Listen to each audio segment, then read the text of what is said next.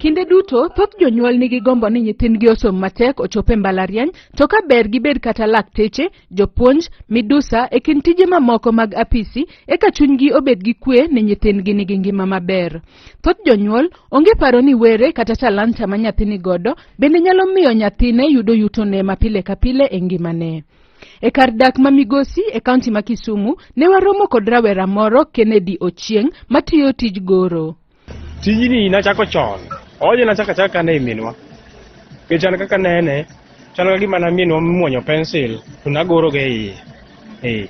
Koro andi nachako chon, lakini field ka sebedo for 10 years. Manyiso na nigi 10 years experience e field mar art. Kennedy ne omi thuolo mar yiero tich modwaro timo e ngimane e kinde mane odongo. Mama Kennedy, Jane Nafula Otieka, nyisowa ni ne en gombo mar nyathine mar timo tij goro, emomiyo kaka janyuol notimo matek mondo oting' malo were kata talanta ma nyathine ni godo. Kennedy ka nochako wach mar artist nonyisa ni mama, an ok aneno kanyalo dhi mbele gi skul nikech wan gi nyithindo mang'eny madwa ni mondo ipuonji. Koro an adwaro ni mondo ikawa mondo itere skul mar artist. Natimo matek nikech en gima noyiero. Nokatere nikech an ema adwaro. En manowacho ni tere skul mar artist. Koro kana natere kanyo for 3 years. Kopuonjre apostolic mwalo pand pieri. Koro katere to notieko. Kobiro na to biro gi certificates. Ka wacho ni nyathine erokamano. Koro ne en chuny mane en go kata ka ne en e klas 4 kama. Nogoro malich. Kono wacho na penye mane gima idwa mondo idhi tim. To wacho ni mano ema adwaro mondo adhi atim. Anyalo we skul gi ka mondo adhi atim gima adwaro no. Mondo akony mondo ikony nyaka nyithindo man chien go. Kennedy bende ne gombo medo bero were mare mar goro, emomiyo kaka wuoyi maduong' e odgi ne ochako tij goro mondo bang'e obi oyud yo makare mar konyo go nyithindgi mamoko, to gie sani tij goro noero ema bende konye e ode e pidho nyithinde kod jaode. Lakini the more manamedo somo naneno ni art natime sana. Primary, secondary atime. Koro na feel ni art ni kaka time secondary matime primary. Ang'o mona atima gini. Omiyo kana tieko secondary.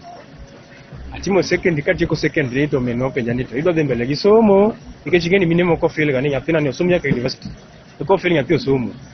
But anang'ise ni onge tiende nikech wan nyithindo abiriyo e family. To nyithindo abiriyo e family gi nyathiwa manyako e kayo e first born, to an second born. Nyiso ni first born nyathi ma wuoye e msingi. Man ting'eyo. Nyathi ma wuoye e msingi. Omiyo support te an ma pod ing'iya. Mena nyise ni gimomiyo kadwa dhi mbele gi skul mbele kata dhi university awewe gi ka adhi kata college atim art ni level mar college ka atiek ta konya support yore moko mopogore. Mano omiyo naneno kamano. Koro an kana chako art ni pesa mana chako do matin aja support ga. Kentin to moko mapod somo mancho chiko skul, chiemo mapod somo kata sani aja support pesa mama tin. Jomoko be manyalo support kaka family. Ayie gi tich motimo nikech okane ko wadhi marach. Pesa moyudo matin no, aneno ko tiyogo maber e yo makare. To ngima be dhi adhi mbele. Osedak higni 4 to wan gi nyithindo 2. Kata ben ni ohero tije mar goro ahinya, Kennedy yango ni achiedh nade maduong' moyudo en nengo mamalo mag gigo mogoro godo kaka nanga mogore kod bao matindo motiyo godo. Okay, materials okosebedo mayot ahinya yudo. Nikech material milika kaka koro ineno mating'e lwetani. Wadhiga Kibuye ka to amanyo nitie canvases moko mabiro through bail. Ng'ato komuocho bail ne icheko material minyalo gore. Ok idhi nadhi material. Timo ko be kido material nikech jogo betiyo fwenyo wa. Ngeni kinyiep kata diriyo didek iseng'eye ni mato gidhi timo gini. They shoot. They keep on dhi malo neno. Koro bech rangi be sani oidho sana. Tiyudo ka sama bech rangi, bech canvas oidho malo kamano, kingiso customer ni bech canvas rangi oidho malo kamano, owacho ni gigi munya nyaka gi to kama inyalo uso gine 2,000. Then koro mano nyalo nego chunyi kata nyalo mi feel kata weyo. But bech canvas gi material go bedo malo saidi. Now. Bende ne oywak ahinya e wi rach mar chiro mar gigo moloso nikech thothne jonyiepo dwaro nyiepo e nengo mani piny ahinya.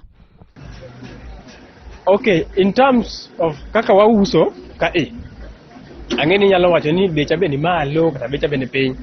Ok anyalo wacho. Maybe ing'eni customer compare ga bei. Kobiro penji bei kanyo lose compare kama chielo. Omiyo an bei mauso ga en bei manomol. Nikech customer kuda nyiewo, customer ma Kisumu ka. Ok ginyiepe be mwadwaro. Winjo.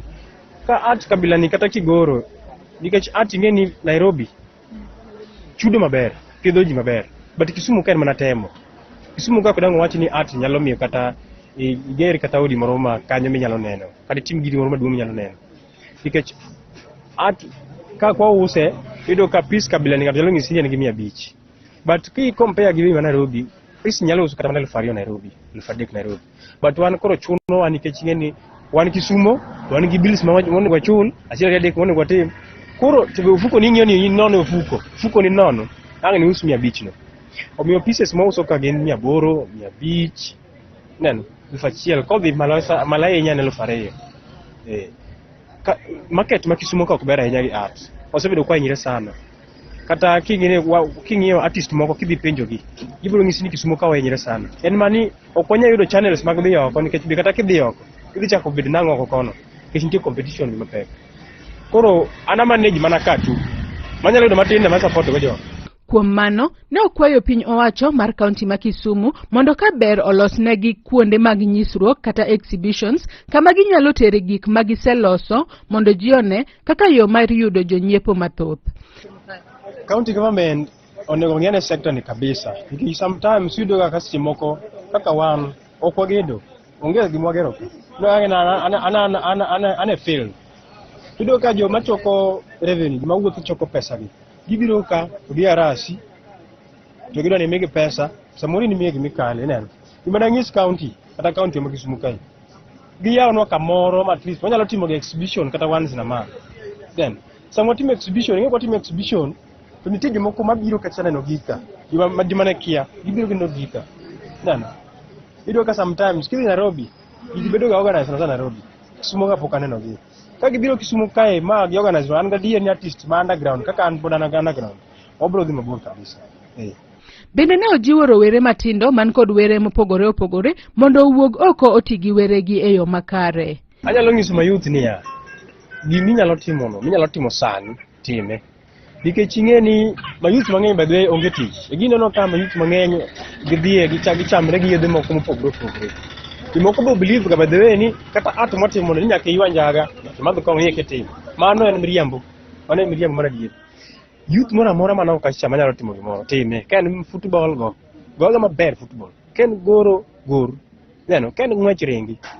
Gimoro minyalo timo no mibere. Field mibere no mini tim. Because you will never know. To giminyalo timo no be ok ochuno ni nyaka ndiki.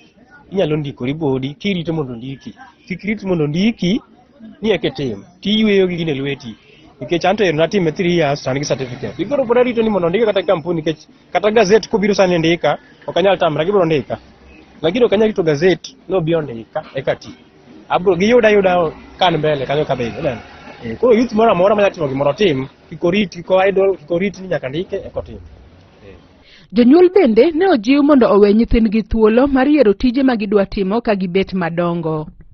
Anyalo miyo jonyuol kawacho ni niya, nyathi kik ichun gi kos me idwaro in janyuol. We nyathi oyier kende. Nikech koyiero kende, obo timo maber maloyo mimeyeno. To kosetimo marino, to odhi jwang'o to donje mare. Emomiyo sani nyithindo ka mochun madhi skul, giwe skund manitero gieno, gidonje kong'o.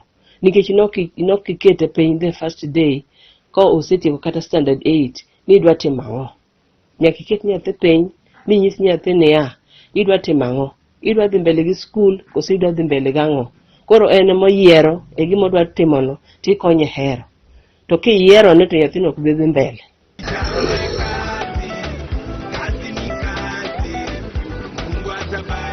Mana kaka Kennedy Ochieng nomi thuolo mar timo gino modwaro kaka yorno mar bero ngimane, nyithindo duto koro onego mi thuolo mar timo tijego ma gidwaro, ahinya to gie sani manitiere lai manyien mar somo mondo mi giyud yorno mar gero ngimagi e yo makare. Ne Lolwe TV kowuok e kaunti ma Kisumu, an Joyce Oduor.